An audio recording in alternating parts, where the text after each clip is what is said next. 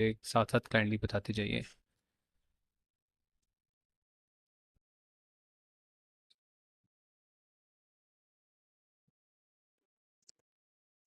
We'll wait for 4 to 5 minutes for maximum number of students to join and then हम उसको start कर देंगे।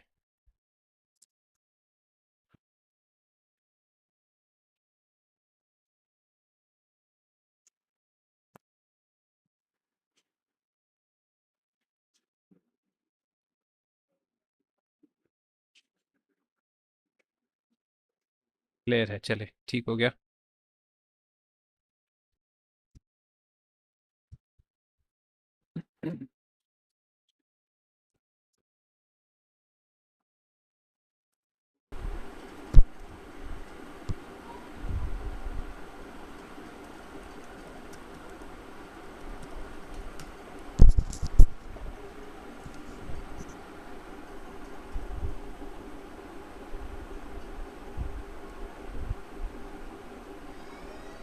Just a couple of minutes फिर हम start कर रहे हैं फॉर्मली इसको।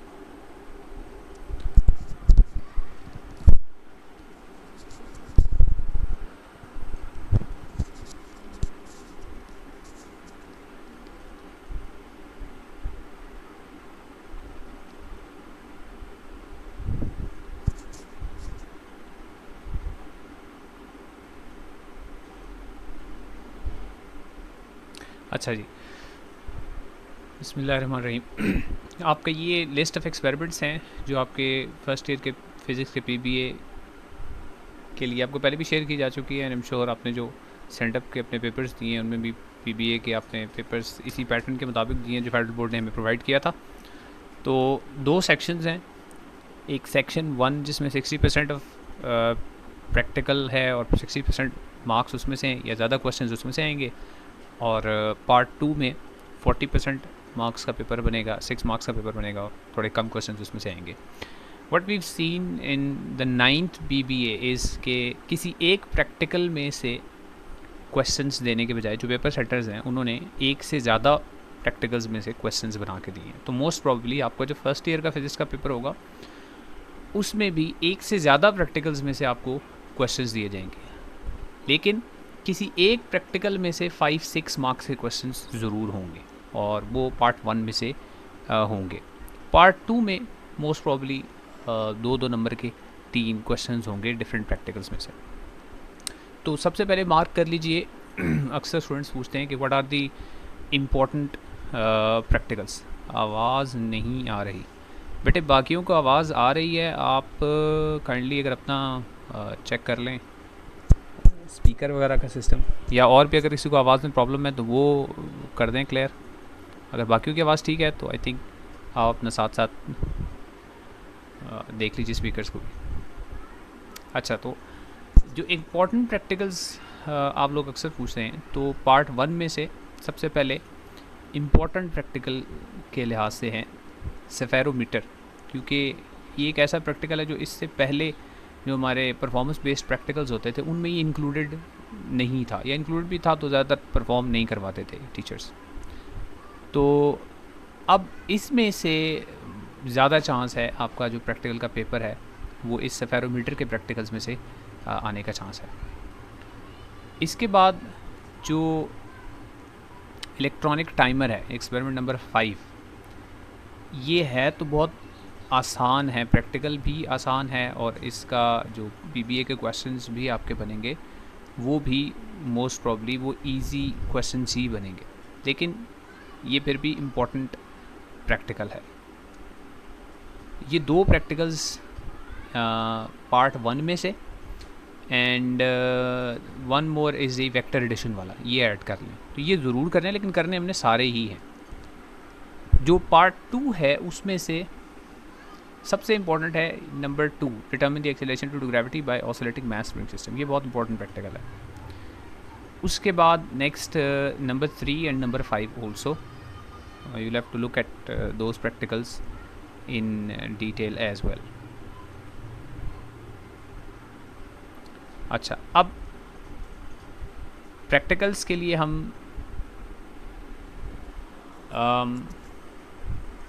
पहले देख लेते हैं स्टार्ट के जो प्रैक्टिकल्स हैं उनके बारे में, और उनसे रिलेटेड कुछ क्वेश्चंस देख लेते हैं, और फिर हम आगे नेक्स्ट जो प्रैक्टिकल्स हैं उनको देख लेंगे, उनको व्यू कर लेंगे।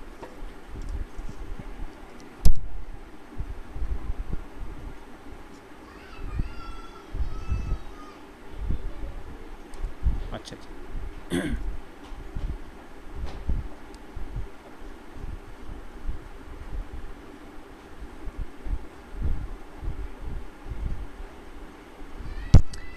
ये सबसे पहला प्रैक्टिकल है स्क्रू गेज का। अब इससे आसान कोई प्रैक्टिकल है नहीं, लेकिन इसमें एक दो चीज़ें जो आप लोग अक्सर गलत कर देते हैं उनको देख लें ज़रा।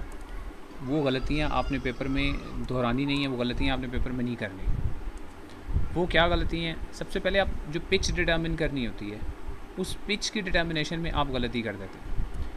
तो पिच होता है smallest division on the main scale, ये आसान सी डेफिनेशन है। लेकिन अगर आपसे पिच को डिफ़ाइन करने का पूछा गया तो ऐसे नहीं लिखना स्मॉलेस्ट डिवीजन, ये गलत हो जाएगा। पिच को आप कैसे डिफ़ाइन करेंगे फॉर्मली? तो पिच की डेफिनेशन देखें क्या होगी कि अगर आप जिस भी पोजीशन में सर्कुलर स्केल है इस वक्त, जैसे सर्कुलर स्केल का अभी 0 जो है वो इंडेक्स लाइन के साथ मैच कर रहा है, आपने इसको एक कंप्लीट रोटेशन देनी, एक कंप्लीट रोटेशन देंगे एंटी क्लॉकवाइज। इसको एक दफ़ा कंप्लीट रोटेशन दें, वापस 0 इंडेक्स लाइन के साथ आके मैच कर दें। ऐसा करने से हॉरिजॉन्टल स्केल पे जितनी रीडिंग ओपन हुई है, जितना डिस्टेंस ट्रैवल हुआ है, उसको हम पिच बोलते हैं। तो इसकी डेफिनेशन लिख लें बेशक कि the distance travelled on the horizontal scale, so the distance traveled on the main scale when circular scale is given one complete rotation, ये पिच की डेफिनेशन है।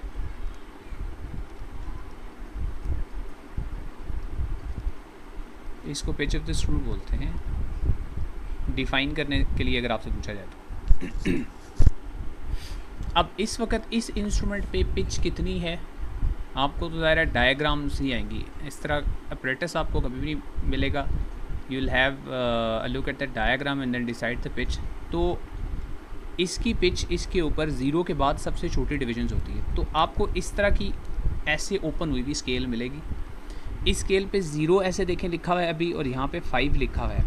तो आप काउंट कर सकते हैं कि 0 और 5 के दरमियान ज़ाहिर है ये 1 होगा, ये 2 होगा, ये 3, 4 और 5, लेकिन ये बीच वाली भी डिविजन्स तो हैं। तो 0 और 1 के दरमियान जो नीचे डिवीजन है दिस इज़ 0.5, तो इसकी पिच है 0.5। उसके बाद 0.5 के बाद ये नीचे 0.5 है, तो ये ऊपर वाली 1 होती है, फिर ये 1.5, 2, 2.5, 3, 3.5 एंड सो ऑन, इस तरह चलती है। लेकिन ऐसा हो सकता है कि बाज़ औक़ात आपको इंस्ट्रूमेंट में जो डिविजन्स हैं वो डिफरेंट तरीके से ड्रॉ हुई हुई।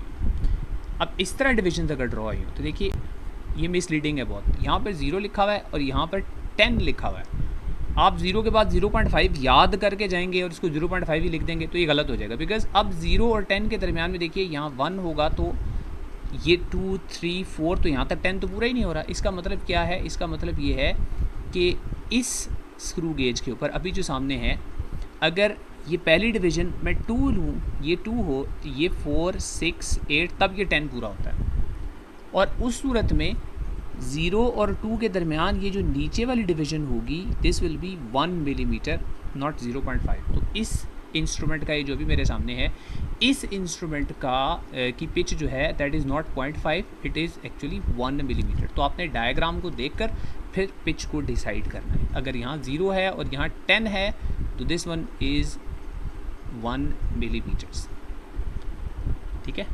और अगर ऐसा नहीं है, अगर यहाँ 0 है और यहाँ 5 लिखा हुआ है, 0 के बाद ये 5 है, तो बाकी बीच के डिविजन्स पे नंबर कोई नहीं लिखे हुए, तो दिस शुड बी 0.5 देन, फिर 1, 1.5 एंड सो ऑन। अब पिच के बाद नेक्स्ट चीज़ होती है लीस्ट काउंट। वो भी कैलकुलेट करने को बाज़ औक़ात कह दिया जाता है। तो लीस्ट काउंट सिंपल सा फॉर्मूला है लीस्ट काउंट का, पिच को आप डिवाइड करते हैं total divisions on the circular scale. Circular scale पे जितनी भी डिविजन्स हैं, सर्कुलर स्केल डिविजन्स, तो इस पे पिच है 0.5, तो सर्कुलर स्केल पे इस वक्त डिविजन्स है 50, तो 0.5 को आप 50 से डिवाइड कर दें तो यूल गेट 0.01 मिलीमीटर्स। ये इसका लीस्ट काउंट होगा, 0.5/50। उसके बाद इससे रीडिंग लेनी है। अब रीडिंग भी अगेन डायग्राम आपको, जैसे ये डायग्राम अभी ओपन हुई है, अगर मैं यही रीडिंग लेने को कहूँ तो मुझे मेन स्केल रीडिंग काइंडली देख के बताएं और मुझे नीचे कमेंट में लिख के बताइए मेन स्केल रीडिंग अभी इस वक्त इस इंस्ट्रूमेंट पे कितनी नज़र आ रही है आपको। मेन स्केल रीडिंग देख के बताइए मुझे कितनी है।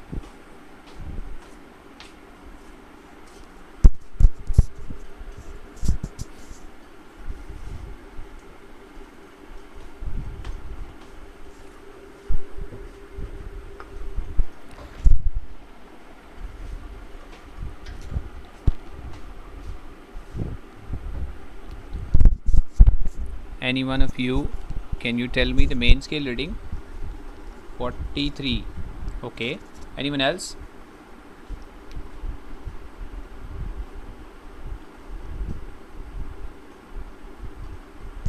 जल्दी से बताइए मुझे, मेन स्केल रीडिंग बतानी है। If you are looking at the screen, main scale reading पढ़ें और मुझे बताएं कितनी है। 43। ओके, चलें तो आपका एक नंबर यहीं पे ही बचा लेते हैं। अगर ये 43 लिखा तो एक नंबर आपका ज़ाया, एक नहीं 2 नंबर ज़ाया, बल्कि 3 नंबर ज़ाया, क्योंकि ये गलत लिखेंगे तो सर्कुलर स्केल रीडिंग गलत लिखेंगे तो आप सारा कुछ गलत लिखेंगे। बेटे मेन स्केल ये वाली स्केल है, ये स्केल को मेन स्केल कहते हैं इसको, और ये जो स्केल ऐसे करके बनी हुई है ये सर्कुलर स्केल होती है, ठीक है। It is not 43, it is not 43, I am talking about main scale reading. See main scale reading, तो 5 आपको यहाँ पे लिखा हुआ नज़र आ रहा है अभी। 5 के बाद ये नीचे वाली रीडिंग क्या होगी, 5.5, ये ऊपर होगी 6, ये होगी 6.5। अभी आपको आसानी से मेन स्केल पे बेटे 6.5 नज़र आ रहा है। दोबारा समझा देता हूँ, दोबारा ये मेन स्केल है, ये वाली मेन स्केल है, ठीक है। ये मैंने सर्कल आउट की है, this is the main scale, ठीक है। और ये वाली जो स्केल इसके ऊपर ऐसे करके स्लाइड ओवर कर रही है, this is the circular scale बेटे, this is the circular scale. तो मेन स्केल रीडिंग सर्कुलर से पहले पहले मेन स्केल पे जो कुछ आसानी से नज़र आ रहा है आपको वो मेन स्केल रीडिंग है। हाउ इज़ इट 7 बेटा, इट इज़ नॉट 7। देखें 5 आपको यहाँ पे आसानी से नज़र आ रहा है। 5 के बाद नेक्स्ट रीडिंग कौन सी है अब्दुर्रहमान, इधर देखो। 5 के बाद ये नीचे वाली डिवीज़न है 0.5, ये है 5 में 0.5 ऐड करेंगे हो जाएगा 5.5। उसके बाद नेक्स्ट ये ऊपर वाली डिवीज़न है, ये हो जाएगी 6, 6 में फिर आगे 5.5 ऐड करें तो ये कितनी बनती है बेटे, 6.5 बनती है। 8 कैसे है, दिस इज 6.5, 6.5 है, ठीक है।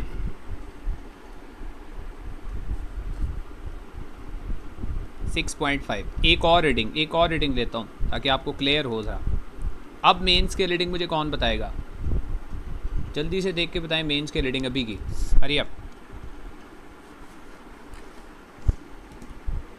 सर्कुलर नहीं बतानी, मेन स्केल बतानी है।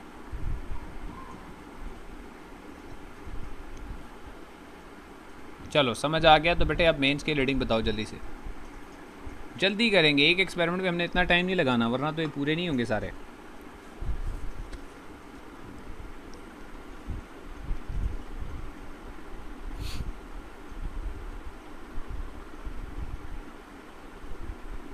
एट 8.5।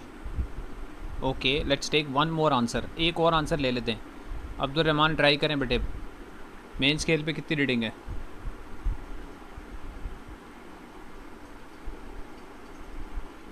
एट 8.5 ठीक हो गया जी। अब आपको समझ आ गई 8.5 सबको समझ आ गई होगी। 5 के बाद ये 6 है, ये 7 है, ये 8 है और 8 के बाद अगली नीचे वाली नज़र आ रही है तो 8.5 है, ठीक हो गया। अब सर्कुलर स्केल रीडिंग बतानी है, तो सर्कुलर स्केल रीडिंग कौन सी होती है, वो सर्कुलर की लाइन जो इंडेक्स लाइन के साथ मैच कर रही है। ये इंडेक्स लाइन है, ये हॉरिजॉन्टल लाइन, इसके साथ ये कौन सी लाइन मैच कर रही है, अभी देखें 44।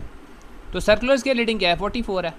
तो मैं इधर ऊपर आसानी से लिख देता हूँ मेन स्केल में मैं लिखता हूँ 8.5 अच्छा, सर्कुलर स्केल की जो डिवीज़न है, सर्कुलर की जो डिवीज़न है वो 44 है, तो उस 44 को हम हमेशा क्या करेंगे, लीस्ट काउंट से मल्टीप्लाई करेंगे। ये सर्कुलर की डिवीज़न है, हमें डिवीज़न नहीं चाहिए, हमें रीडिंग मिलीमीटर्स में रीडिंग चाहिए। तो इस 44 को हमेशा आपने लीस्ट काउंट के साथ 0.01 मिलीमीटर के साथ मल्टीप्लाई कर देना है, ये बन जाएगा 0.44।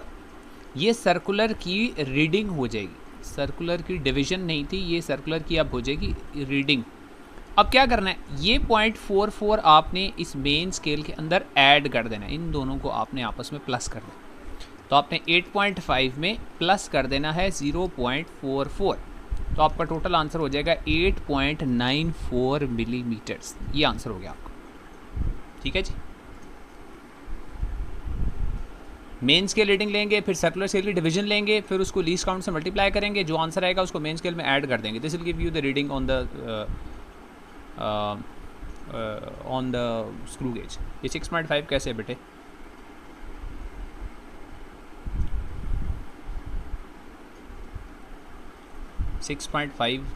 आंसर पता नहीं आप कैसे लाएं। ठीक हो गया, इस तरह रीडिंग लेते हैं इससे। 43 नहीं है बेटे, 44 है। दोबारा से देखें, हॉरिजॉन्टल लाइन के साथ 44, इंडेक्स लाइन के साथ 44 मैच कर रहा है, क्योंकि अगला 45 है तो पिछला 45 से पिछला 44 होगा, 43 नहीं होगा। ठीक है, अब इसमें परहैप्स जो सबसे मुश्किल चीज़ है जो आपको समझ में नहीं आती, वो पता है क्या है? वो है ज़ीरो एरर। वो स्टार्ट में आपको डायग्राम गिवन होगी और ज़ीरो एरर डिटर्मिन करना होगा आपने। अब ज़ीरो एरर कैसे डिटर्मिन करेंगे? देखें, ये जॉज़ अगर मैं क्लोज़ कर दूं, यानी इधर कोई भी ऑब्जेक्ट ना हो, अगर मैं जॉज़ क्लोज़ कर दूं तो रीडिंग कितनी आनी चाहिए? अगर मैं जॉज़ को क्लोज़ करूं तो रीडिंग ज़ीरो आनी चाहिए ना। अगर जॉज़ क्लोज़ करूं तो ज़ीरो एरर कैसे ज़ीरो होगा? इस सिचुएशन में ज़ीरो एरर नहीं है। जब सर्कुलर स्केल का ज़ीरो और इंडेक्स लाइन आपस में मैच कर रहे होंगे, ऐसे एग्जैक्टली मैच कर रहे होंगे, तो कोई ज़ीरो एरर नहीं है। इस इंस्ट्रूमेंट में इस वक्त कोई ज़ीरो एरर नहीं है। लेकिन आपको कभी भी वो क्वेश्चन नहीं देंगे जिसमें ज़ीरो एरर ना हो, आपको हमेशा वो क्वेश्चन देंगे जिसमें ज़ीरो एरर होगा। अब इसका मतलब है हमें सीखना पड़ेगा ज़ीरो एरर। ठीक है, अब ज़ीरो एरर दो तरह का हो सकता है। कैसे हो सकता है? देखिए, एक ज़ीरो एरर वो होगा जिसमें ये जो सर्कुलर का ज़ीरो है ये नीचे है, इंडेक्स लाइन से नीचे है, तो इसको बेशक लिख लें कि when zero of circular is below line, जब वो इंडेक्स लाइन से बिलो होगा तो एरर कौन सा होगा? पॉजिटिव। ठीक है,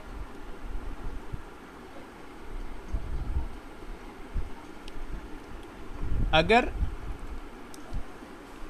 सर्कुलर स्केल का ज़ीरो इंडेक्स लाइन से नीचे होगा तो एरर होगा पॉजिटिव। पहली बात तो ये डिटर्मिन करनी है कौन सा एरर है, पॉजिटिव है या नेगेटिव है।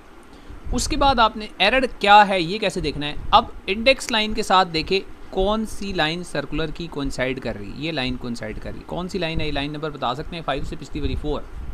तो इसका मतलब है इसमें एरर कितना है? एरर है इसमें 4।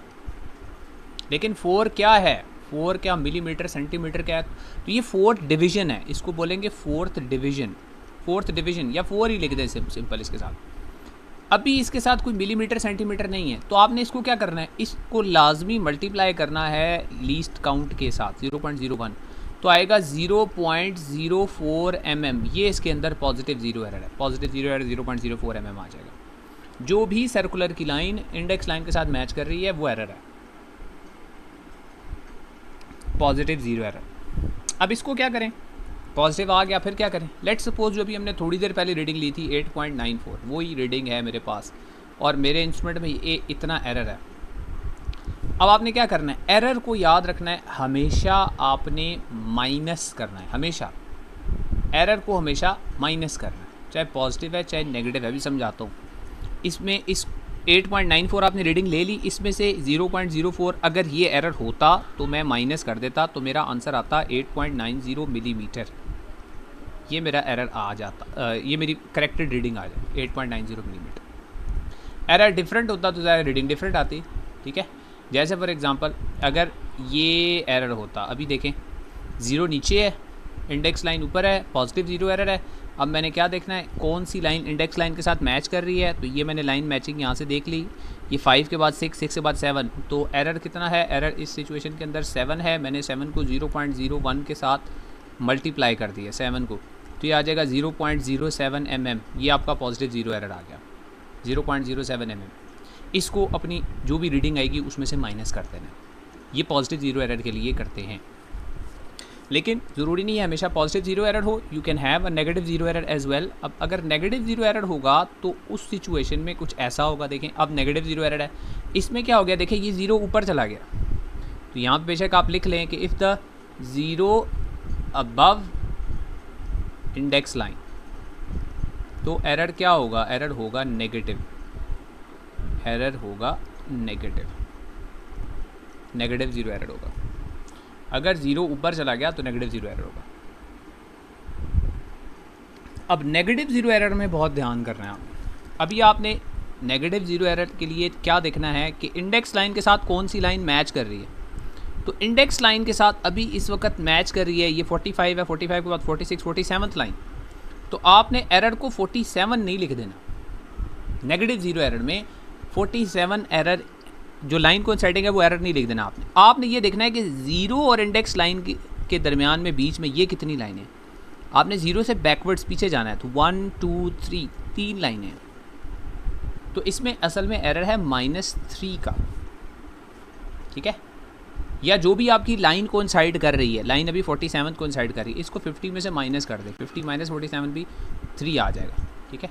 लेकिन ये एरर चूँकि नेगेटिव है तो इसलिए इसके साथ मैं माइनस का साइन डालूंगा, तो ये -3 का एरर है। इसको भी मैंने लीस्ट काउंट के साथ मल्टीप्लाई कर देना, ये मेरा एरर हो जाएगा कितना, -0.03 मिलीमीटर, ये एरर हो जाएगा। अब इस एरर को क्या करेंगे, लेट सपोज मैंने जो रीडिंग ली थी डायमीटर की, वो रीडिंग मैंने ली थी अगेन 8.94 मिलीमीटर। अब एरर -0.03 आ गया। अब मैंने क्या करना है, एरर को हमेशा मैंने कहा था माइनस करना है, तो 8.94 में से माइनस कर देना है, किसको, -0.03 को माइनस करना है। तो माइनस और माइनस दोनों प्लस हो जाएंगे, तो ये हो जाएगा 8.94 प्लस 0.03। तो अब ऐड होने की वजह से ये बन जाएगा 8.97 mm। तो नेगेटिव एरर चूँकि खुद नेगेटिव होता है, तो एरर माइनस करने की सूरत में दोनों माइनस ऐड हो जाते हैं, तो इसलिए प्लस का साइन आता है। ठीक हो गया जी।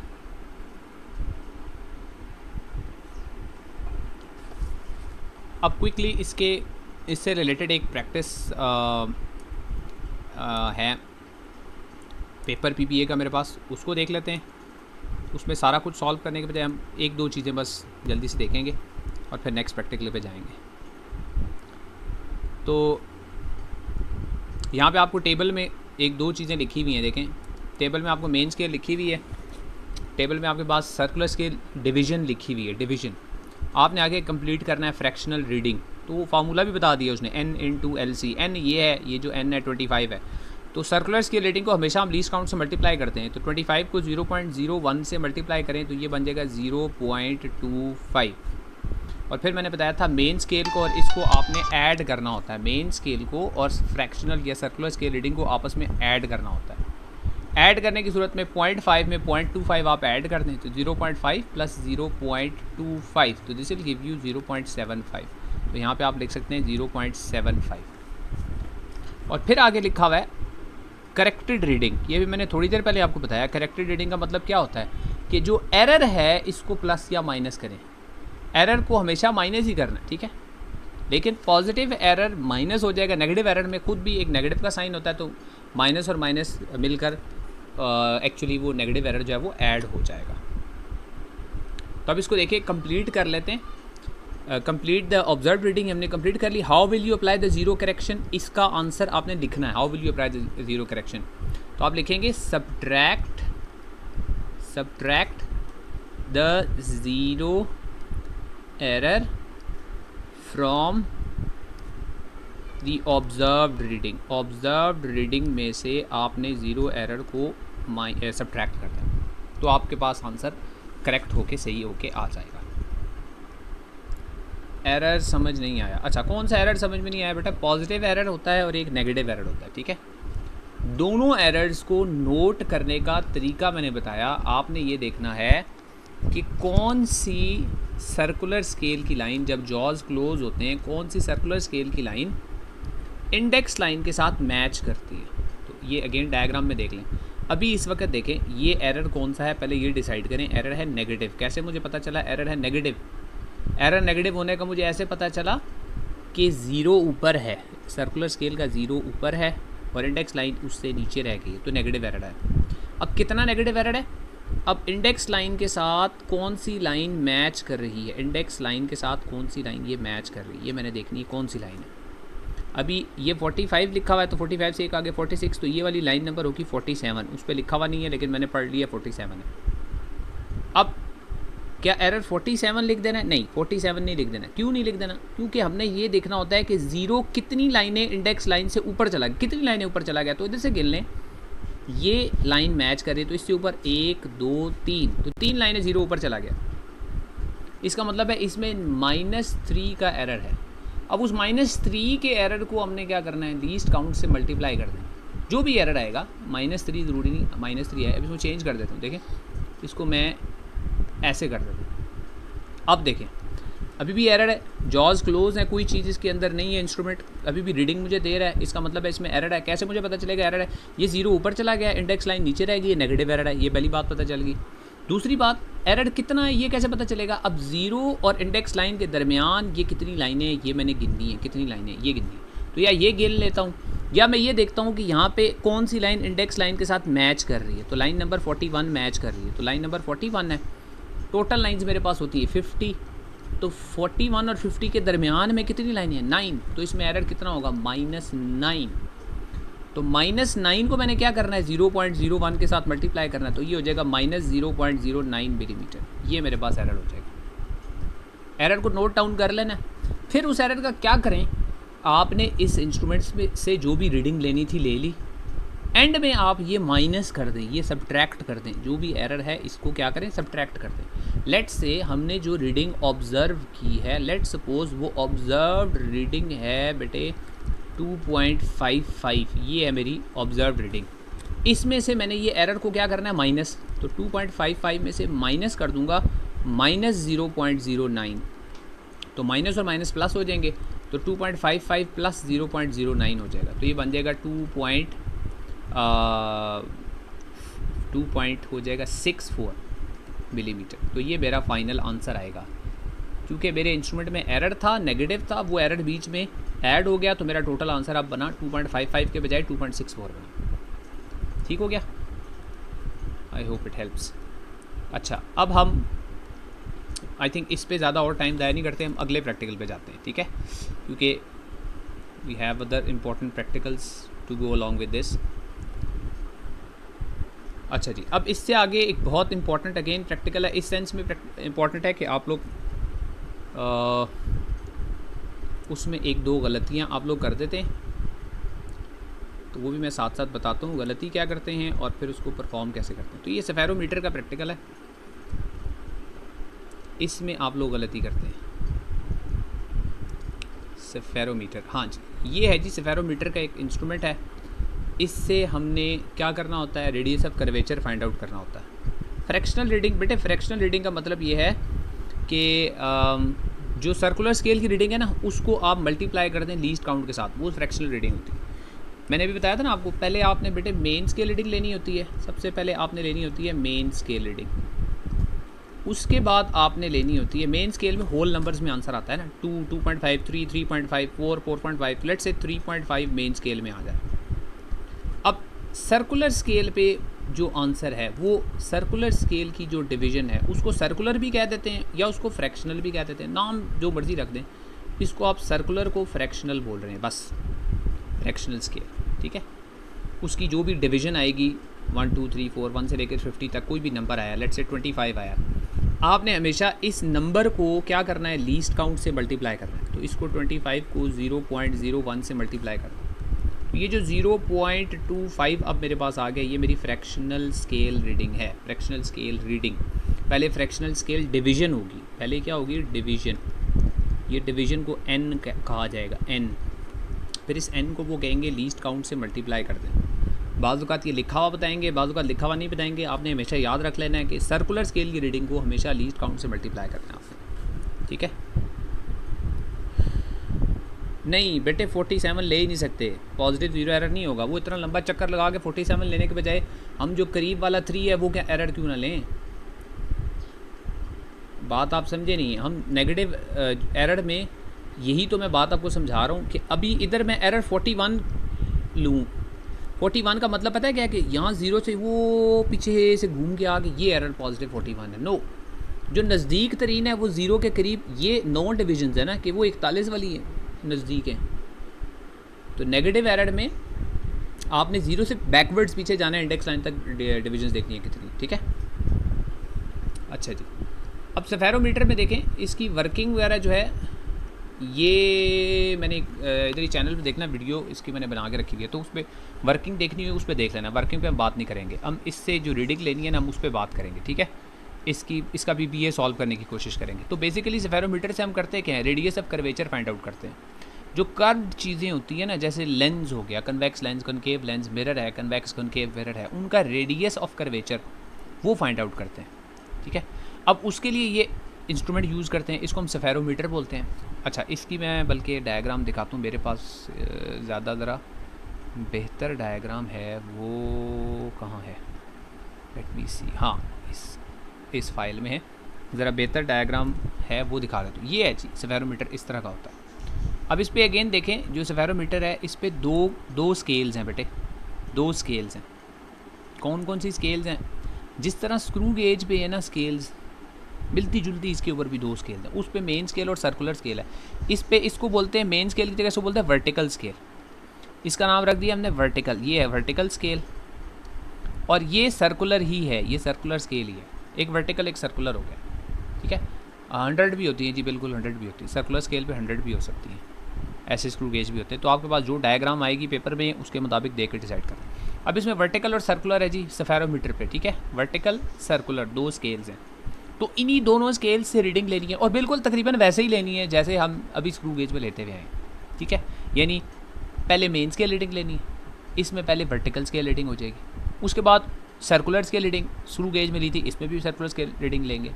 सर्कुलर को लीस्ट काउंट से मल्टीप्लाई, हाँ जी इधर भी सर्कुलर को लीस्ट काउंट से मल्टीप्लाई करेंगे और जो आंसर आएगा उसको मेन स्केल में प्लस उसमें भी किया था इसमें भी करेंगे। तो ऑलमोस्ट वैसी ही रीडिंग है, सिर्फ कंस्ट्रक्शन का इसके यूजेज का फ़र्क है। तो आपने प्रैक्टिकली ये पेपर में करना तो है कोई नहीं, तो हम उस तरफ जाते ही नहीं है कि इसका यूज़ क्या है, ये बातें छोड़ दें। हम इससे रीडिंग कैसे लेनी है हम उस पर रहते हैं सिर्फ, ठीक है। तो इससे रीडिंग कैसे लेनी है, PBA कैसा आएगा, हम उस पर रहते हैं। अब सबसे इंपॉर्टेंट बात जो इस सेफेरोमीटर में है वो क्या है, जैसे उसमें पिच डिटर्मिन की थी ना, इसमें भी पिच को डिटर्मिन करना ज़रूरी है, पिच को डिटर्मिन करना ज़रूरी है। अब इसकी पिच क्या होती है, सर्कुलर में मैंने ये बताया था, आप सर्कुलर स्केल को एक कंप्लीट रोटेशन दें तो हॉरिजॉन्टल या मेन स्केल पे जितना डिस्टेंस ट्रैवल होता है उसको हम बोलते हैं पिच। तो बिल्कुल इसी तरह इसमें भी ये सर्कुलर जो स्केल है इसको हम रोटेशन देते हैं, इसके नीचे एक स्क्रू लगा हुआ है, ये स्क्रू इसको घुमा के या तो नीचे लाएगा या ऊपर लेके जाएगा। यानी जब आप इसको रोटेट करवाएंगे सर्कुलर स्केल को तो ये ऊपर या नीचे की तरफ स्केल मूव करेगी। जैसे आप एक पेज को टाइट करते हैं ना, पेज टाइट करते हैं तो पेज जो है वो इनवर्ड्स मूव करता है, पेज को ओपन करते हैं तो पेज बाहर की तरफ आता है। तो एक रोटेशन देने से वर्टिकली जितना डिस्टेंस ट्रैवल होता है वो इसकी पिच कहलाती है, वर्टिकली जितना डिस्टेंस ट्रैवल होता है उसकी पिच कहलाती है, ठीक है जी। अब इस क्वेश्चन में यहाँ सामने लिखा हुआ है कि पिच 1 mm है, ये बता दिया है। हो सकता है आपको पेपर में क्वेश्चन ऐसा है जिसमें पिच बताएं ना, आपको पिच खुद डिटर्मिन करनी हो, तो आपने क्या बताना है कि सर्कुलर स्केल को रोटेशन दें, 2 दे दें, 3 दे दें, 4 दे दें, तो जितना डिस्टेंस ट्रैवल होगा उसको नंबर ऑफ़ डिविजन्स पे डिवाइड करें तो एक रोटेशन का डिस्टेंस आ जाएगा। एक रोटेशन का डिस्टेंस वर्टिकल स्केल पे डिस्टेंस ट्रैवल होगा जब सर्कुलर स्केल को एक रोटेशन देंगे, उसको पिच बोलते हैं। तो यहाँ पिच उन्होंने 1 mm बता दी। अब पिच पता चल गई, अगली चीज़ लीस्ट काउंट होता है। लीस्ट काउंट आसान सी बात है, पिच को आपने डिवाइड करना है सर्कुलर स्केल डिवीजन से। यहाँ पर भी सर्कुलर डिवीजन है, लेकिन यहाँ पे सर्कुलर स्केल की डिवीजन 50 नहीं होंगी, यहाँ पे 100 ही होंगी। तो इसकी पिच है 1 mm, सर्कुलर स्केल पे 100, तो 1/100 इसका लीस्ट काउंट 0.001 mm ही होगा, ठीक है। नहीं 0.00 नहीं 0.01 mm होगा। 1 को 100 से डिवाइड करते हैं तो 0.01 mm होगा। अच्छा ये इसका लीस्ट काउंट आ गया। तो पहला क्वेश्चन ये है, पिच ये इतनी है 100 डिवीजन है डिस्क पे, what is the least count, तो डिवाइड करें लीस्ट काउंट आ जाएगा। आगे देखें, आगे इससे रीडिंग कैसे लेनी है। इससे रीडिंग लेने के लिए if the spherometer rests on plane glass, पहले इसको हमेशा रीडिंग लेने के लिए किसी फ्लैट प्लेन सरफेस के ऊपर रखते हैं, फ्लैट सरफेस के ऊपर रखते हैं हमेशा। फ्लैट सरफेस के ऊपर रख के इससे 2 रीडिंग्स लेनी है, एक मेन स्केल एक सर्कुलर स्केल। तो पहले उसको प्लेन ग्लास के ऊपर रखा, उस पर रीडिंग 2.42 mm पूरी रीडिंग उसने बता दिया कितनी आई। फिर उसको उठा के आपने किस पे रखना है, उसको उस सरफेस पे जिसका radius of curvature find out करना है, यानी कन्वेक्स सरफेस के ऊपर, कन्वेक्स लेंस के ऊपर रख दिया। फिर क्या आया, the distance between its outer legs is 4 centimetre, find the radius of curvature of the convex surface. अब थोड़ी सी डिटेल में जाते हैं कि इससे रीडिंग लेने के लिए हमने क्या क्या स्टेप्स क्या क्या किए हैं। तो सबसे पहले आपने इसको रखना होता है किसी फ्लैट सरफेस के ऊपर, फ्लैट सरफेस के ऊपर, यानी कर्व्ड सरफेस के ऊपर रखने से पहले फ्लैट सरफेस के ऊपर रखा।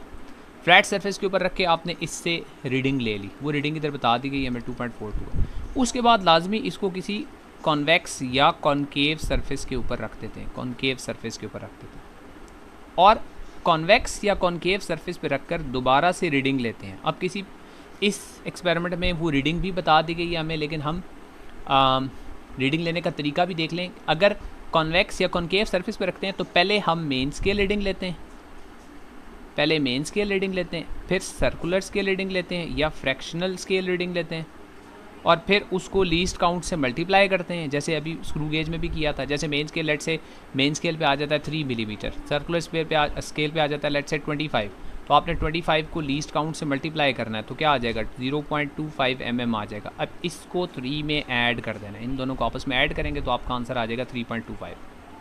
ठीक हो गया। उसके बाद अभी मैंने जो आपको डायग्राम दिखाई थी वो दोबारा ज़रा देखें। इसकी ये जो इसकी 3 लेग्स होती हैं, ये वाला खैर 4 हैं, इस सेफेरोमीटर की 3 लेग्स होती हैं। ये 3 लेग्स हैं, 1 2 3। आपने क्या करना है, इन तीनों लेग्स के दरमियान हमने डिस्टेंस लेना होता है, यानी एक ट्रायंगल बनती है एक किस्म की, ये ट्रायंगल बन जाती है एक लेग से दूसरी लेग तक, दूसरी से तीसरी तक और तीसरी से पहली तक, ये एक ट्रायंगल बनती है। हर एक लेग से दूसरी लेग तक का ये डिस्टेंस नोट करके और वो डिस्टेंस भी लिखना होता है, यानी ये अगर पॉइंट ए है, ये पॉइंट बी है, ये पॉइंट सी है, तो ए से बी तक डिस्टेंस हो जाएगा ए बी, बी से बी सी और फिर सी ए। ये तीनों डिस्टेंस लेके इनका एवरेज ले लेना, तो A B plus B C plus C A divided by 3, ये हो जाएगा average distance between the legs of the spherometer. ये भी नोट करते हैं, इसकी लेग्स के दरमियान जो डिस्टेंस है, we also note that down. अच्छा, अब उसको यूज़ करते हुए हम रेडियस ऑफ कर्वेचर कैसे फाइंड आउट करते हैं, जो लेग्स के दरमियान डिस्टेंस है उसको नोट डाउन करते हुए हम रेडियस ऑफ कर्वेचर कैसे फाइंड आउट करते हैं। तो रेडियस ऑफ कर्वेचर का हम फार्मूला यूज़ करते हैं। फार्मूला के अंदर एक ये चीज़ हमें चाहिए होगी L, एक ये चीज़ चाहिए होगी। दूसरा क्या चाहिए होगा, अभी मैंने आपको बताया था कि पहले इसको फ्लैट सरफेस पे रखते हैं, फिर इसको किसी कर्व्ड सरफेस के ऊपर रखते हैं। तो फ्लैट सरफेस की रीडिंग पेपर क्वेश्चन में उन्होंने बता दी, आपने नोट डाउन ये कर ली 2.42 मिलीमीटर, ये नोट डाउन कर ली। फिर कर्व्ड सरफेस पे जो रीडिंग है वो नोट डाउन कर ली, लेट से वो 3.25 आ गई। इन दोनों का आपने निकालना है डिफरेंस, फ्लैट सरफेस की रीडिंग और कर्व्ड सरफेस की रीडिंग का आपने निकालना है डिफरेंस, डिस्टेंस, इन दोनों के दरमियान कितना डिस्टेंस है। ठीक हो गया, ये डिस्टेंस नोट करना है और अभी मैंने बताया था इसकी जो लेग्स हैं उनके दरमियान का एवरेज डिस्टेंस नोट डाउन करना है। 2 चीज़ें नोट डाउन करनी है, एक फ्लैट सरफेस और कर्व्ड सरफेस की रीडिंग्स का डिफरेंस, ये देखें टोटल रीडिंग ये निकाली, और उसके बाद इसकी जो लेग्स हैं उनके दरमियान का एवरेज डिस्टेंस। ये 2 चीज़ें आपने सेफेरोमीटर से नोट डाउन करनी होती है। ये नोट डाउन करने के बाद आप एक फॉर्मूला, एक इक्वेशन होती है, उसमें ये वैल्यूज़ पुट करते हैं, उसमें ये वैल्यूज़ पुट करके आप आंसर निकालते हैं इसका। इसके रेडियस ऑफ कर्वेचर का आंसर निकालते हैं। अब वो फार्मूला क्या है, वो फार्मूला मैं यहाँ पे नीचे लिख रहा हूँ, वो फार्मूला नोट डाउन कर लें, मोस्ट प्रॉब्ली पेपर में बताया नहीं जाएगा, क्लास में नोट डाउन करवा चुका हूँ लेकिन फिर से लिख लें। आर रेडियस ऑफ कर्वेचर हमने फाइंड आउट करना है, it is equal to L square over 6 times H plus H over 2। ये रेडियस ऑफ कर्वेचर का फार्मूला होता है जी। इस फार्मूला में आपको एल चाहिए, ये मैंने स्टार्ट में बता दिया एल कैसे निकलेगा, ये एल होता है। इन तमाम जो लेग्स ऑफ स्फेरोमीटर हैं इनके दरमियान का एवरेज डिस्टेंस, ये एल हो गया, ठीक है। एल आपको मिल गया। अब आपको एल के अलावा एक और चीज़ चाहिए, क्या चीज़ चाहिए, एच। एच क्या चीज़ है, जो कर्व्ड सरफेस और फ्लैट सरफेस की रीडिंग्स का डिफरेंस है वो एच होता है। तो एल और एच को पुट कर दें तो आप आसानी से रेडियस ऑफ कर्वेचर इस इंस्ट्रूमेंट से निकाल सकते हैं, ठीक है जी।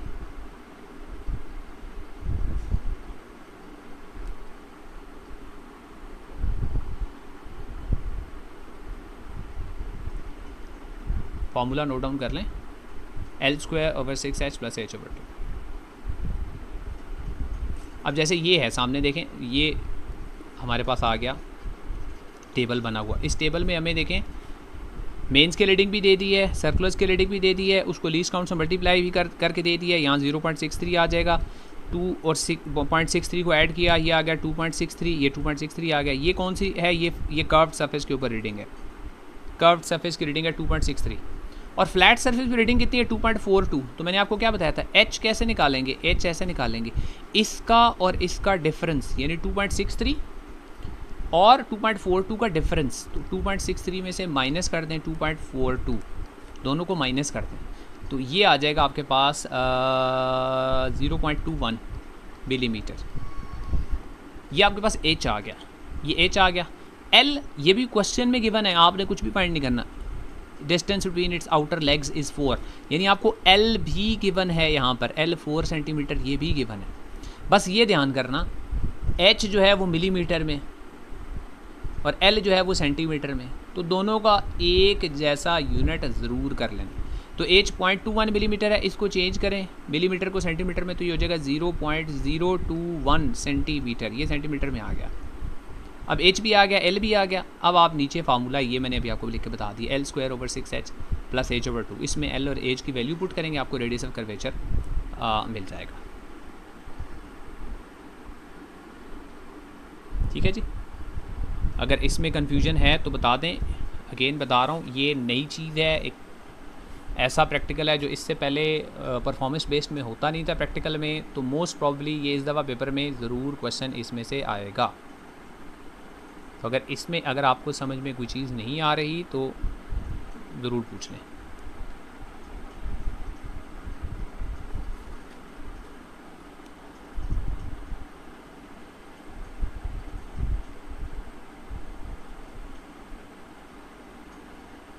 और अगर क्लियर है सब तो हम आगे चलें।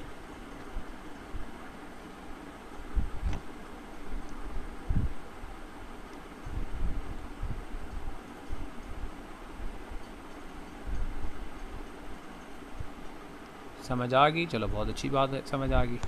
पेपर में रीडिंग्स लेने को कोई भी नहीं कहेगा, रीडिंग्स आपको लिखी भी मिलेंगी। हाँ, उनको यूज़ कैसे करना है और उनसे आंसर कैसे निकालना है ये आपका काम है। रीडिंग्स लिखी हुई सारी मिल जाएंगी, अब उनको कैसे यूज़ करें दैट इज़ योर हेडेक, ठीक है जी।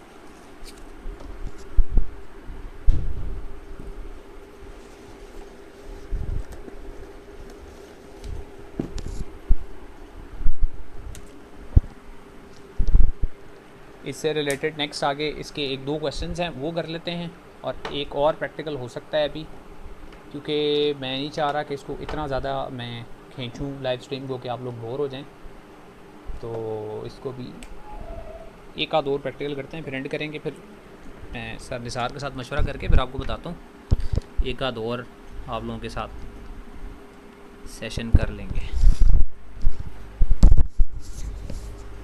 ठीक हो गया जी, ये क्लियर हो गया। अब आगे देखें नेक्स्ट क्वेश्चन क्या है। Complete the total reading column, वो मैंने अभी कंप्लीट करके आपको दे दिया था। नेक्स्ट लिखा हुआ है calculate the height of the spherical surface. Height के लिए मैंने बताया था कर्व्ड सरफेस रीडिंग को माइनस कर दें, curved surface reading minus 10 flat surface reading.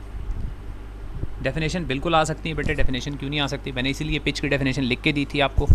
Pitch की ज़रूर पेपर में आती है। अगर आपको स्क्रू गेज या ये स्फेरोमीटर का क्वेश्चन आया तो मोस्ट प्रॉब्ली आपसे पूछा जाएगा पिच की डेफिनेशन के बारे में। ठीक है, आगे चलें। Can radius of curvature of your wrist watch glass measured by using a spherometer. आपकी जो रिस्ट वॉच होती है उसका जो ग्लास होता है वो स्फेरिकल होता है। ठीक है, तो क्या वो कर सकता है आपकी रिस्ट वॉच के उस ग्लास का रेडियस ऑफ कर्वेचर भी फाइंड आउट कर सकता है कि नहीं कर सकता?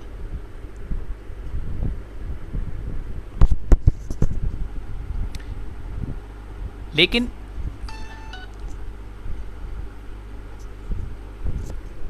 तो कर तो सकता है, लेकिन वो इतना ज़्यादा कर्व्ड नहीं होता। ठीक है, तो आप इसमें लिखेंगे कि glass of the wrist watch, इसके भी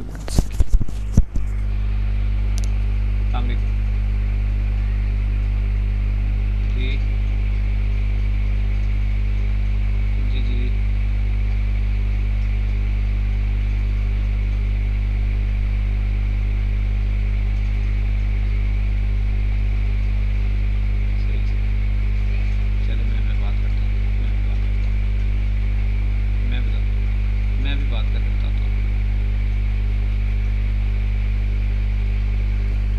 अच्छा, तो glass is of the wrist watch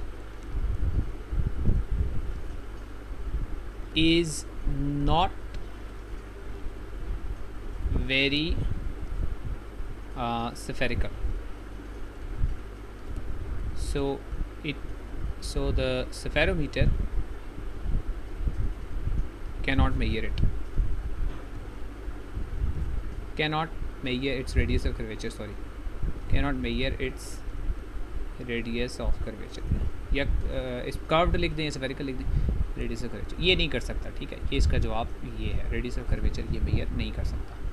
अच्छा जी, आगे देखते हैं। What is the effect of changing the number of circular scale divisions from 100 to 50 on the least count. ये बहुत इंपॉर्टेंट क्वेश्चन है कि अगर आप जो सर्कुलर स्केल डिविजन्स हैं उनको चेंज कर दें, उनको कम कर दें या ज़्यादा कर दें, कोई भी सवाल आ सकता है, कम कर दें या ज़्यादा कर दें, तो आपके ख्याल में उसका क्या इफ़ेक्ट होगा ऑन द लीस्ट काउंट? तो लीस्ट काउंट का फार्मूला देख लें, वो क्या है। तो लीस्ट काउंट का फार्मूला है pitch divided by total number of divisions on the circular scale. Pitch को सर्कुलर स्केल डिवीजन से डिवाइड कर दें, तो अगर आप पिच को डिवाइड करते हैं सर्कुलर स्केल डिवीजन के साथ तो आपके पास लीस्ट काउंट आ जाता है। ठीक है, तो पहले 1 मिलीमीटर थी पिच और सर्कुलर स्केल डिविजन थी 100, तो आपका आंसर आ रहा था 0.01 मिलीमीटर, ये आपका लीस्ट काउंट आ रहा था। अगर मैं 100 से 50 कर दूं तो फार्मूला में मुझे 1/50 करना पड़ेगा ना, तो अगर मैं 1/50 करूं तो ये कितना आ जाएगा, 1/50 वुड बी 0.02 mm। तो इसका मतलब है लीस्ट काउंट जो है वो चेंज हो जाएगा, लेकिन सिर्फ चेंज लिख देना काफ़ी होगा नहीं, चेंज नहीं लिखना। आपने क्या लिखना है, आपने लिखना है कि क्या ये ज़्यादा प्रिसाइज हो जाएगा या ये लेस प्रिसाइज हो जाएगा, पहले से ज़्यादा प्रिसाइज हो जाएगा या पहले से लेस प्रिसाइज हो जाएगा, या पहले से ज़्यादा सेंसिटिव हो जाएगा या लेस सेंसिटिव हो जाएगा। ठीक है, तो अगर इसका लीस्ट काउंट पहले से ज़्यादा बड़ा हो जाता है, लीस्ट काउंट की वैल्यू बड़ी हो जाती है, इंक्रीज़ हो जाती है, तो ये लेस सेंसिटिव हो जाता है, लेस प्रिसाइज हो जाता है। और अगर इसकी पहले से लीस्ट काउंट की वैल्यू छोटी, स्मॉलर हो जाती है, पहले से भी स्मॉलर हो जाती है, तो ये ज़्यादा सेंसिटिव भी हो जाता है, ज़्यादा प्रिसाइज भी हो जाता है। तो इसमें आप क्या लिखेंगे, इसमें आप लिखेंगे कि least count is equal to pitch divided by, या पिच ना लिखें, least count is equal to value लिख दें 1/50। तो इसमें आप लिखें कितना होता है 1/50, 0.02 मिलीमीटर। तो आप ये बताएंगे so it becomes less precise, less sensitive, दोनों वर्ड्स यूज़ कर सकते हैं, लेस प्रीसाइज या लेस सेंसिटिव, दोनों वर्ड्स ठीक है। अच्छा जी, out of two curved surfaces for which the value of H is 0.152 millimetre and 0.205 millimetre respectively, which surface has the larger radius of curvature using spherometer. तो again आपको formula पता है, formula क्या होता है रेडियस ऑफ कर्वेचर का, अभी मैंने लिखवाया थोड़ी देर पहले, आर इक्वल्स टू होता है L square over 6h plus H over 2, ये फार्मूला है रेडियस ऑफ कर्वेचर का। अब क्वेश्चन ये कह रहा है कि एक रीडिंग में एच जो है वो है 0.152 मिलीमीटर, एक रीडिंग में ये एच है, दूसरी रीडिंग में ये H1 कह देते हैं, दूसरी रीडिंग है उसमें एच है, H2 है 0.205 मिलीमीटर, ये दूसरी रीडिंग है। H1 H2 दो हाइट्स हैं, ठीक है। अब ये दो डिफरेंट हाइट्स अगर हों तो रेडियस ऑफ कर्वेचर लार्जर किसका होगा, which surface has the larger radius of curvature. तो जिसका डिनोमिनेटर स्मॉल होगा, दोनों में से डिनोमिनेटर स्मॉल किसका है, H1 का, डिनोमिनेटर जिसका स्मॉल है उसका रेडियस ऑफ कर्वेचर लार्जर होगा। क्यों, देखें ये जितना छोटा होगा 6 इंटू स्मॉलर वैल्यू, तो R और ये H इन्वर्सली प्रोपोर्शनल है, इन्वर्स प्रोपोर्शन। ये जितना छोटा होगा ना ये उतना बड़ा होता जाएगा, ठीक है। तो 6H जितना छोटा कर देंगे R उतना बड़ा हो जाएगा। तो इसका H1 वाले का स्मॉल है तो इसका R बड़ा होगा। तो आप ये बताएंगे, ये फार्मूला लिखें और फिर ये कह दें कि for H1 is smaller so its radius of curvature is larger. H1 की वैल्यू स्मॉल है लिहाजा इसका रेडियस ऑफ कर्वेचर जो है वो लार्ज है, बड़ा है।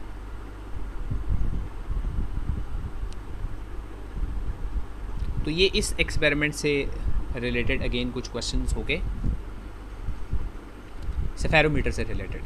अगेन मैंने बताया कि इसकी वर्किंग वगैरह जो है वो आप अलग से वीडियो मैंने चैनल पर डाल दिए, देख सकते हैं। 0.152 की हाइट ज़्यादा होगी तो radius of curvature is inverse proportional to height. हाँ बिल्कुल, 0.152 की ज़्यादा कहाँ है यार, 0.152 अब ज़्यादा है कि 0.205 ज़्यादा है, 0.2 ज़्यादा है बेटे, 0.1 तो छोटा है। अली शुएब, तो 0.152 स्मॉलर है तो उसका रेडियस ऑफ कर्वेचर लार्जर हो। ठीक हो गया। चलें, ये हो गया हमारे पास सेफेरोमीटर का। अब इससे आगे अगेन एक प्रैक्टिकल है जो हम लैब में कर भी चुके हैं और रीडिंग्स भी उसकी ले चुके हैं, लेकिन उससे रिलेटेड हम PBA जो है वो शायद हमने नहीं किया। तो ये वेक्टर्स वाला है, वेक्टर एडिशन वाला।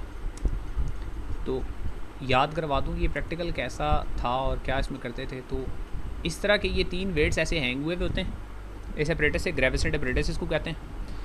और आपने क्या फाइंड आउट करना होता है, दरमियान वाला वेट फाइंड आउट करना होता है। तो ये असेंबली ऐसे होती है, ये 2 धागे बंधे हुए होते हैं ऐसे करके, एक पुली होती है, इस पुली के ऊपर से एक थ्रेड पास ओवर करके, इधर एक वेट है, इधर एक पुली है, इसके ऊपर से एक पास ओवर करके, इधर नीचे एक वेट है।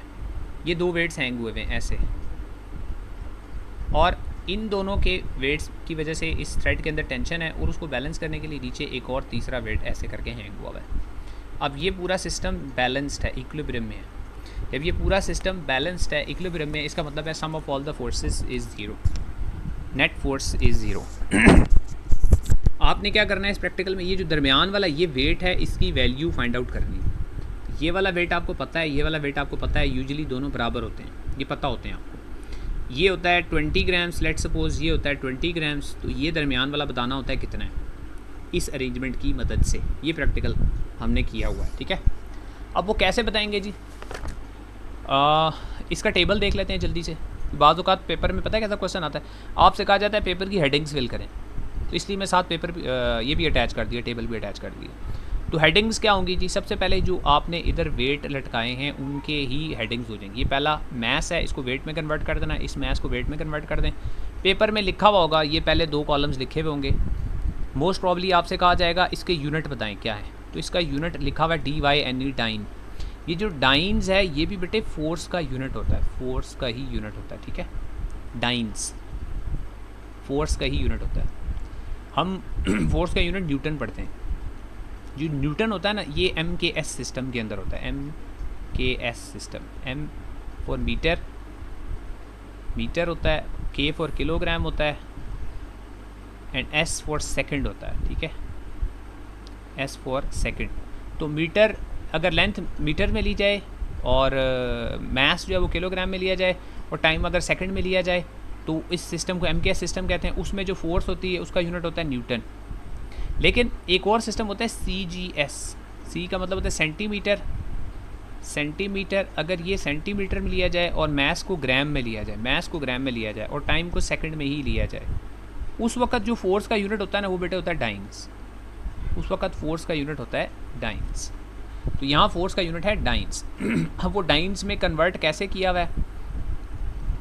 डाइन्स में कन्वर्जन के लिए आसान सी बात है, जो मास है ना उसको आपने 980 से मल्टीप्लाई कर दिया, 980 सेंटीमीटर पर सेकंड स्क्वायर से मल्टीप्लाई किया, डाइन्स में कन्वर्ट हो गया। ठीक है, तो वेट डाइन्स में लिखा हुआ है, जो भी वेट है वो डाइन्स में लिखा हुआ है। तो 30 ग्राम्स मास था, उसको 980 से मल्टीप्लाई किया, वो डाइन्स में वेट बन गया, दूसरा भी बन गया। अब आपने क्या करना होता है, अब आपने वेक्टर्स ड्रॉ करने। ये ऊपर देखें, ये डायग्राम मैंने फिर बनाई है, इसको दोबारा देखें। इसमें ये जो सेंटर जहाँ पे ये तीनों आकर मिल रहे हैं इसको मैं कहता हूँ पॉइंट ओ। ये पॉइंट ओ है, ठीक है। इस पॉइंट ओ से नीचे की तरफ ये एक वेक्टर है, इसका नाम ओ ए रख लें। इधर ऊपर ये वेक्टर है, इसका नाम ओ बी रख लें, और इधर इसका नाम ओ सी रख दें। ये तीन वेक्टर हैं, ओ ए ओ बी ओ सी, ठीक है। अब ये वेक्टर पेज के ऊपर ड्रॉ करने हैं तो उसके लिए स्केल क्या होगी वो इधर गिवन है, उसने दे दी है और ड्रॉ करके बता दिया कि जो वेक्टर ओ ए है, एक वेक्टर है 3 सेंटीमीटर, दूसरा वेक्टर भी है 3 सेंटीमीटर, तीसरा वेक्टर रिजल्टेंट के मेथड से निकाल लिया, वो आया 5 सेंटीमीटर। अब वो रिजल्टेंट के मेथड से कैसे निकालना है, अब ज़रा उसकी तरफ आते हैं। पीपीए में क्वेश्चन किस किस्म का आएगा, जो दरमियान वाला वेट है उसको निकालना कैसे है, उसकी वैल्यू कैसे निकालनी है वो देखते हैं, ठीक है। देखें अगेन टेबल बना हुआ आपके सामने, फोर्स गिवन है, यहाँ न्यूटन में है तो अगेन डाइन्स में भी हो सकता है, न्यूटन में भी हो सकता है, 120 न्यूटन। आपने ऐसे डायग्राम बनानी, ये एक डायग्राम या बनी हुई पेपर में मिलेगी, ऐसे करके यूँ डायग्राम। ये दो वेक्टर्स हैं ऐसे और ऐसे, दोनों वेक्टर्स हॉरिजॉन्टल के साथ एक एंगल बना रहे हैं ऐसे, ये हॉरिजॉन्टल, और ये एक एंगल बना रहा है, ये वाला वेक्टर, इसको हम θ1 कह देते हैं, और ये एंगल बना रहा है, इसको हम θ2 कह देते हैं। ये वाला वेक्टर इस तरफ को जा रहा है, ये टेंशन का वेक्टर, और ये वाला वेक्टर इधर को जा रहा है, ये दूसरे टेंशन का वेक्टर है।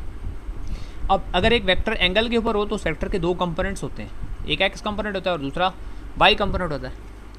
अब पहले वाले वेक्टर का F1 का इस वाले वेक्टर का x कंपोनेंट होगा इस तरफ को, और इसका y कंपोनेंट होगा ऊपर को ऐसे, ये इसका y कंपोनेंट होगा और ये इसका x कंपोनेंट होगा। दूसरे वाले वेक्टर का भी देखें, x कंपोनेंट होगा इस तरफ को और y कंपोनेंट होगा इस तरफ को, ऐसे करके y कंपोनेंट हो गया, ठीक है। बल्कि एरोज़ मैंने ऑपोजिट कर दी, ऐसे है, एरोज़ ठीक कर लें। जो x कंपोनेंट के एरोज़ हैं, ये x कंपोनेंट वाले दोनों के एरोज़ ये कैंसिल हो जाएंगे, ऐसे करके x कंपोनेंट्स दोनों के कैंसिल आउट हो जाएंगे।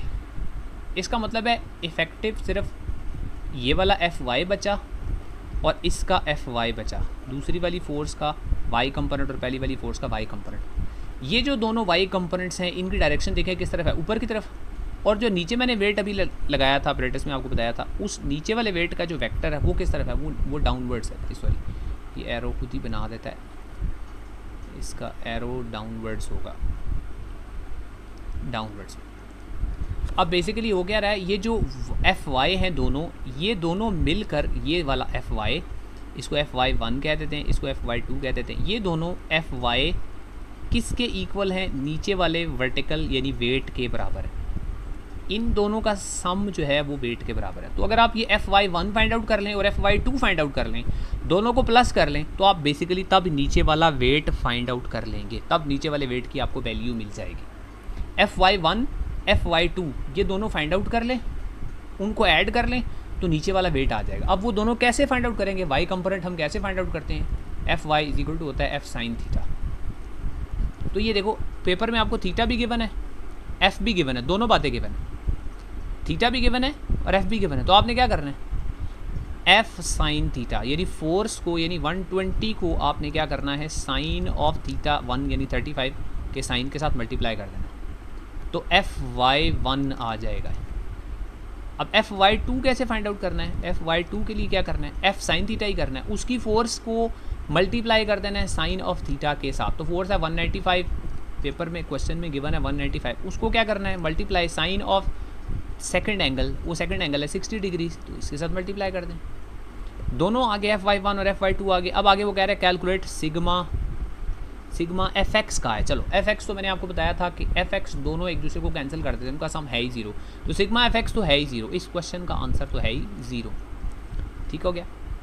लेकिन Fy1 और Fy2 इन दोनों को मैं अगर ऐड करूंगा तो मुझे ये F3 या नीचे वाला वेट, ये वेट को उन्होंने F3 का ये मिल जाएगा। तो अगर मैं इन दोनों को प्लस कर दूं तो Fy1 प्लस Fy2 कर देने से मेरे पास ये आ जाएगी F3 या नीचे वाला वेट आ जाएगा। ठीक है जी। तो पेपर में आपको फोर्सेस भी गिवन होगी, एंगल भी गिवन होंगे, जस्ट उनके आपने वाई कंपोनेंट्स डिटर्मिन करने हैं, फाइंड आउट करने हैं, उनको ऐड करना है, उनका सम जो है वो वेट के बराबर आ जाएगा। That's it. ठीक हो गया। और Fx दोनों हमेशा इनका सम 0 होगा, बल्कि अपरेटस को आप देख लें तो आपको नज़र ही आ जाएगा इस अपरेटस पे कोई हॉरिजॉन्टल फोर्स लग ही नहीं रही। डायग्राम ऊपर कहीं चली, डायग्राम इस डायग्राम में देख लें कोई हॉरिजॉन्टल फोर्स है ही नहीं, सारी फोर्सेस हैं ही वर्टिकल, तो हॉरिजॉन्टल फोर्स होगी 0, उसका सम 0, हॉरिजॉन्टल फोर्स है ही 0। तो इस पूरे प्रैक्टिकल में हॉरिजॉन्टल फोर्सेस का सम 0 है, वर्टिकल फोर्सेस का सम आपने निकाल के वाई कंपोनेंट्स का सम निकाल के उसको इक्वल टू डाउनवर्ड्स फोर्स यानी वेट के इक्वल कर देना है। That is how you find out the reading using this apparatus. अच्छा जी, नेक्स्ट इसका क्वेश्चन लिखा हुआ है, police introduce a possible source of error because of their possible friction. तो फ्रिक्शन पुलिस में होती है तो उसकी वजह से एरर आता है। Given that they are a source of error why are the pulleys use it all. अब उनमें एरर अगर आता है उनकी वजह से तो हम उनको यूज़ क्यों करते हैं भाई? तो अगर हम पुलिस यूज़ ना करें तो फिर क्या होगा? तो देखिए पुलिस बेसिकली यहाँ पर क्या कर रही है, पुलिस अगर थ्रेड पास ओवर पुली के ऊपर से नहीं करेगा तो फिर इसको किसी और सरफेस के ऊपर से पास ओवर करना पड़ेगा। उस सरफेस की फ्रिक्शन जो है वो पुलिस से होने वाली फ्रिक्शन से कहीं ज़्यादा होगी, क्योंकि पुलिस कौन सी फ्रिक्शन ऑफ़र करती है? पुलिस फ्रिक्शन ऑफ़र करती हैं रोलिंग फ्रिक्शन। रोलिंग फ्रिक्शन अगरचे फ्रिक्शन तो है लेकिन फिर भी ये फ्रिक्शन किसी और तरह की स्लाइडिंग फ्रिक्शन से फिर भी कम होती है। ठीक है, कम होती है। तो पुलिस ऑफ़र करती हैं फ्रिक्शन, लेकिन ये फ्रिक्शन फिर भी कम है देन द स्लाइडिंग फ्रिक्शन। ठीक है,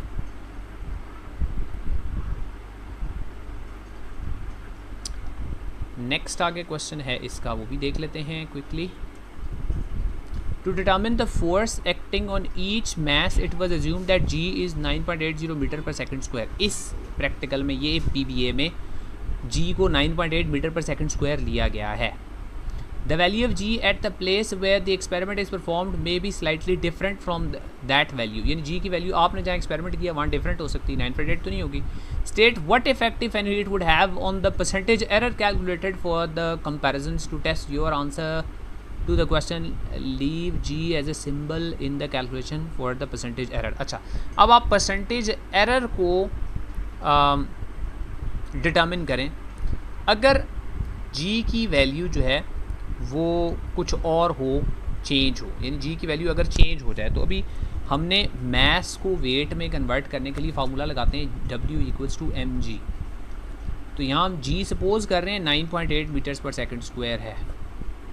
अगर 9.8 ना हो g की वैल्यू, कुछ कम या कम हो, ज़्यादा तो नहीं हो सकती, कम हो अगर g की वैल्यू 9.8 से कम हो, तो आंसर पर क्या फ़र्क पड़ेगा? ठीक है,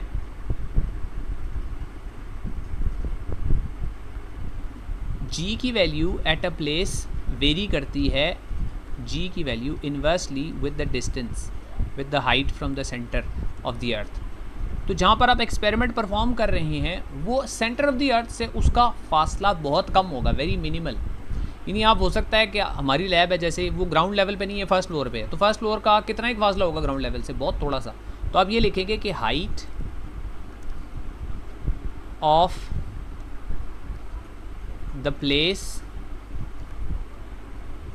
वेयर एक्सपेरिमेंट इज़ फॉर्म्ड, या इतनी लंबी कहानी ना भी लिखे तो आप लिखेंगे कि g is inversely proportional to r square since height is minimal, very small, minimal from the surface of earth, there is very little effect, बहुत थोड़ा इफ़ेक्ट होता है ऑन परसेंटेज एरर, बहुत थोड़ा इफेक्ट होता है, निग्लिजिबल है, बहुत थोड़ा है, ना भी लिखे तो कोई मसला नहीं है। Considering the graphical and analytical methods of obtaining the resultant, which method is more accurate. अच्छा, हमने अभी तक जो एनालिटिकल मेथड देखा है, ग्राफिकल देखा ही नहीं। ग्राफिकल होता है हेड टू टेल रूल से, हेड टू टेल रूल से रिजल्टेंट फाइंड आउट करना, वो हमने किया ही नहीं है। हेड टू टेल रूल से कैसे फाइंड आउट होता है? अगर हेड टू टेल रूल से हमने करना हो तो क्विकली वो भी देख लें। हेड टू टेल रूल से आपका रिजल्टेंट फाइंड आउट करने के लिए आपको एक वेक्टर पहले ड्रॉ करना है, उस वेक्टर के हेड से दूसरा वेक्टर ड्रॉ करना है, और फिर रिजल्टेंट वेक्टर ड्रॉ करना है from the tail of the first vector to the head of the second vector. तो वो ड्रॉ ऐसे होंगे। देखिए ये दो वेक्टर्स तो ऐसे थे, इनके तो टेल्स आपस में कोइंसाइड कर रहे थे। ये हेड टू टेल रूल से तो ड्रॉ ही नहीं हुए, एक वेक्टर इधर जा रहा है, एक वेक्टर इधर जा रहा है। हेड टू टेल रूल का मतलब है पहला वेक्टर ऐसे ड्रॉ करें इस तरफ, दूसरा वेक्टर जो है इसके हेड से यहाँ से इधर को ड्रॉ करें, ऐसे ये इधर को ड्रॉ करें, और फिर ये रिजल्टेंट वेक्टर होगा जो यहाँ से इस तरफ को जाएगा, ये रिजल्टेंट वेक्टर होगा। तो कौन सा मेथड दोनों में ज़्यादा एक्यूरेट है रीडिंग लेने के लिए? कौन सा मेथड ज़्यादा एक्यूरेट है? तो जो ग्राफिकल मेथड है वो उससे रीडिंग जल्दी आ जाती, कैलकुलेशन कम है, क्विकर है, ठीक है, लेकिन वो इतना ज़्यादा एक्यूरेट मेथड नहीं होता। एक्यूरेट मेथड इसलिए नहीं होता कि आप ड्रॉ करते हुए आपका जो रूलर वगैरह है उसमें उसकी जो उसका लीस्ट काउंट है उस पर डिपेंड करता है, आपकी ड्रॉ करने की अपनी एबिलिटी, आपका पर्सनल एरर बीच में आ जाता है। तो आप देखेंगे कि analytical method is more accurate, वो ज़्यादा एक्यूरेट होता है, because it involves numerical values, उसमें न्यूमेरिकल वैल्यूज़ इन्वॉल्व हैं, ड्राइंग कुछ भी नहीं करती, ठीक है, इसलिए वो ज़्यादा एक्यूरेट होता है। तो ये इस एक्सपेरिमेंट से रिलेटेड भी कुछ क्वेश्चंस हैं दैट वी हैव सीन। तो 3 एक्सपेरिमेंट्स हमने कर लिए हैं, अभी मगरिब की अजान भी हो गई है, तो आई थिंक इसको ज़्यादा और इलोंगेट नहीं करना चाहिए, इसको यहीं पे इसको कंक्लूड कर देना चाहिए इस लाइव स्ट्रीम को। आई होप कि आप लोगों ने कुछ ना कुछ इन एक्सपेरिमेंट्स के बारे में सीखा है। बाकी हम कोशिश करेंगे कल भी अरेंज करें इसी तरह आप लोगों के लिए लाइव स्ट्रीम किसी टाइम शाम में ही, और उसमें कुछ और एक्सपेरिमेंट्स हैं। ज़ाहिर है सारे के सारे एक्सपेरिमेंट्स हम नहीं कर सकेंगे, तो जो इम्पोर्टेंट प्रैक्टिकल्स हैं, जो इम्पोर्टेंट हैं, वो हम देख लेंगे और बाकियों के बारे में कुछ आपको हिंट्स दे दूंगा, ठीक है। एक बहुत इंपॉर्टेंट प्रैक्टिकल है फ्लाई व्हील वाला, उसकी मैं कोशिश कर रहा हूँ आपको अगेन वीडियो ही बना के तो चैनल पे अपलोड कर दूँ, क्योंकि उसकी वर्किंग जब तक आप देखेंगे नहीं ना होते हुए तब तक आपको उसके ये PBA समझ नहीं आएंगे। अब ये जिसने ये प्रैक्टिकल ये वाला फॉर एग्जांपल थर्ड ये लैब के अंदर किया हुआ ना, उसको ये समझ आ रही है ये क्या कहानी हो रही है। जिसने ये लैब के अंदर उस वक्त नहीं किया था ना, सही तरह देखा नहीं था ना, उसको ज़रा वो थोड़ा सा अभी मुश्किल लग रहा होगा, लेकिन एक दफ़ा इसको दोबारा से गो थ्रू करेंगे तो बेहतर हो जाएगा। अच्छा, अब ये जो अभी मैंने प्रैक्टिकल्स का बताया है, इनसे रिलेटेड मैं प्रैक्टिस के लिए एक और वर्कशीट्स जो है वो इसी वीडियो के डिस्क्रिप्शन में ना डाल दूंगा, ठीक है। ये अभी लाइव स्ट्रीम एंड होगी, थोड़ी देर बाद मैं फ्री होकर ना डाल दूंगा, तो वो आपने देख कर ख़ुद वो अटैम्प्ट करनी है, वो आप खुद अटैम्प्ट कर लें। अटैम्प्ट करके बल्कि मैं चलें आपको अपना ईमेल एड्रेस दे दूंगा, उसमें मुझे मेल भी बेशक कर लेना, मैं चेक भी कर दूँगा कोई एरर वगैरह तो नहीं है उसमें, ताकि आपकी प्रैक्टिस भी हो जाए, ठीक है। और उसमें कोई और प्रॉब्लम है तो वो हम देख लेंगे नेक्स्ट टाइम। और बाकी जितने प्रैक्टिकल्स हैं उन सब से रिलेटेड एक दो प्रैक्टिस वर्कशीट्स दूंगा मैं आपको करने के लिए। You have days like 2 days, तो आप उन 2 दिनों में अभी ये प्रैक्टिस अच्छी तरह कर सकते हैं। एक बात याद रखनी है, 9th का प्रैक्टिकल जितना एटलीस्ट मैं समझ रहा था आसान आएगा, पहली दफ़ा है, बहुत आसान प्रैक्टिकल है, 9th वाले से क्या चीज़ पूछ लेंगे, आसान होगा ये वो। मेरे अंदाजे के मुताबिक वो मुश्किल पेपर था, 9th के लेवल का नहीं था, यानी मुश्किल सवाल थे, मतलब उसमें प्रैक्टिकल थिंकिंग ज़रा ज़्यादा थी। तो मुझे यही डर है कि फ़र्स्ट ईयर में भी आपका ऐसा कोई पेपर बन के आ जाए जो आप लोगों को मतलब हम एक्सपेक्ट कर रहे हो उससे मुश्किल ही आ जाए। सिग्मा एफ एक्स ज़ीरो कैसे है? तो सिग्मा एफ एक्स बेटे ज़ीरो ऐसे है कि अभी ये डायग्राम आपके सामने बनी हुई है, इस पर कोई हॉरिजॉन्टल कोई फोर्स लग रही है, अभी एक्स एक्सिस की तरफ कोई फोर्स लग रही है? कोई फोर्स नहीं लग रही। सारी फोर्सेस के वेक्टर्स देखो डाउनवर्ड्स हैं, वर्टिकल है, सारी फोर्सेस के वेक्टर ज़ीरो हैं। तो पहली बात तो ये है कि सारी फोर्सेस वर्टिकल हैं, तो हॉरिजॉन्टल फोर्स है ही कोई नहीं, तो इसलिए हॉरिजॉन्टल फोर्सेस का सम ज़ीरो है। अगर दूसरी तरह देखना है, ग्राफिकल देखना है, तो ये मैंने रिजॉल्व कर दिया है फैक्टर्स को इनटू देयर कंपोनेंट्स। यानी एक फोर्स ऐसे लग रही है ना इस तरफ को, आप इसको रिजॉल्व करके देखें, इसके दो कंपोनेंट्स होते हैं, एक हॉरिजॉन्टल कंपोनेंट, एक वर्टिकल कंपोनेंट। तो पहली फोर्स का जो हॉरिजॉन्टल कंपोनेंट है, दूसरी फोर्स का जो हॉरिजॉन्टल कंपोनेंट है, ये equal in magnitude, opposite direction है, इसलिए वो कैंसिल हो जाते हैं, इसलिए सिग्मा एफ एक्स ज़ीरो होता है। या दूसरे अल्फाज में आसान सी बात यह है कि there is no force acting along the X axis. अच्छा, जो मैं बात कर रहा था वो ये है कि आपने ये जो वर्कशीट्स हैं इनको प्रैक्टिस ज़रूर करनी है, ठीक है, प्रैक्टिस ज़रूर करनी है, और then hope for the best कि आपका पेपर जो है वो मतलब इतना मुश्किल ना आए कि आप लोग को अटैम्प्ट करना मुश्किल हो जाए, ऐसा आए कि आप लोग आसानी से वो अटैम्प्ट कर लें, ठीक है। तो बाकी आज का जो है ये अभी इधर एंड करते हैं लाइव स्ट्रीम। कल किस टाइम करेंगे मैं थोड़ा सा अपना टाइम स्केड्यूल देख लूँगा, और इस टाइम पे नहीं होगी, ये श्योर है 6 बजे नहीं होगी लाइव स्ट्रीम, बिकॉज़ मैं इस वक्त थोड़ा सा बिज़ी होता हूँ, मैं पढ़ा रहा होता हूँ। तो ये रात में किसी टाइम करेंगे, रात में मोस्ट प्रॉब्ली आफ्टर 8 o'clock कल वाली। तो I will discuss with sir Nisar and ma'am Zubia also, फिर डिस्कस करके हमको टाइम स्केड्यूल बना के तो आपको उसी तरह ग्रुप में बता देंगे, या इधर मैं चैनल पे भी ना उसमें पोस्ट लगा दूंगा, तो आप देख लीजिएगा उसको कि कल किस टाइम होगा। तो बाकी अगर कोई पॉइंट नहीं समझ आया तो you can always go through this live stream again, सारी नहीं जो पॉइंट है वहाँ तक आप जाके वीडियो दोबारा देख भी सकते हैं, इसको पोस्ट भी कर दूँगा मैं। तो if you have any questions you can ask any time in the comment section, you can ask during the live stream.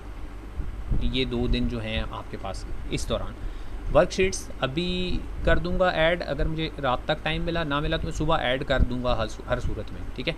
सारी वर्कशीट्स एक जगह पे कर दूंगा, चलें, सारे प्रैक्टिकल्स की वर्कशीट्स बनाकर एक जगह पे कर दूंगा, किसी जगह पे गूगल ड्राइव पे अपलोड या ऐसे तरह करके ना, या आपके ग्रुप में शेयर करवा दूंगा सर से, जैसे भी हुआ, ताकि आप प्रैक्टिस करनी शुरू कर दें, राइट। तो बाकी जो प्रैक्टिकल्स रह गए हैं वो इंशाल्लाह इम्पॉर्टेंट प्रैक्टिकल्स हैं कुछ। सेक्शन बी का तो अभी देखा ही कुछ नहीं हमने, सेक्शन बी के प्रैक्टिकल्स बहुत इंपॉर्टेंट हैं, उसमें से 6 नंबर का प्रैक्टिकल आएगा, तो वो इंशाल्लाह कल देखेंगे, ठीक है। तो कल फिर आप लोग इसी तरह ऐड हो जाएगा। तो I will end this right now because I don't want to stretch it any further. ठीक है बेटे, best of luck for your papers and अब आपके पास पेपर थ्योरी के नहीं है तो प्रैक्टिकल पे थोड़ा सा ध्यान दें। 15 में से 15 आ गए तो आपकी जो थोड़ी कमी पेशी होगी ना थ्योरी में, अगर 1-2 नंबर की, तो प्रैक्टिकल में पूरे नंबर आ जाएं तो आपका ग्रेड बेहतर हो जाएगा। अगर आपका ग्रेडिंग सिस्टम आप A स्टार है तो वो बेहतर हो जाएगा अगर इसमें पूरे मार्क्स आ गए तो। सो सी यू टुमारो इंशाल्लाह। अल्लाह हाफिज़।